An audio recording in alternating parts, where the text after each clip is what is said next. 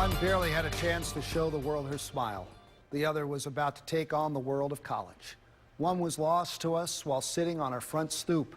The other had just dropped off his friends.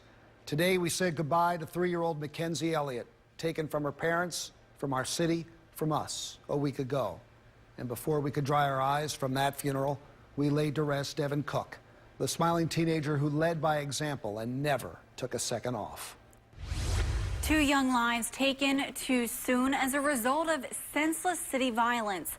Today, loved ones, community leaders, and neighbors came out for 2 separate funerals, remembering the lives of 3-year-old Mackenzie Elliott and 20-year-old Devin Cook. The 2 were killed in separate shootings in the city within just days of one another. Neighbors tell us they heard 3 gunshots in a car speeding away last Thursday on Wilhern Avenue. Devin Cook died before paramedics arrived. Then on Friday, 3-year-old Mackenzie Elliott shot and killed on her front porch after a drive-by shooting. Today, sources confirmed to ABC2 that police are looking at Tyrone Jamison as a person of interest in the shooting death of Mackenzie Elliott. About an hour ago, sources tell us Jamison has turned himself into police for an outstanding warrant.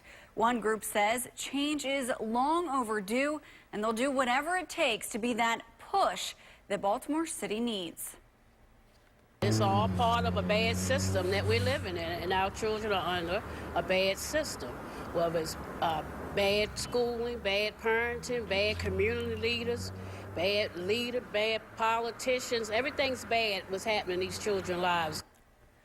Daphne Alston's son was killed 6 years ago, and she says the sting of an unsolved murder never goes away. The group says far too often the community rallies, attends the funerals, but soon after forgets the individual cases until it happens again.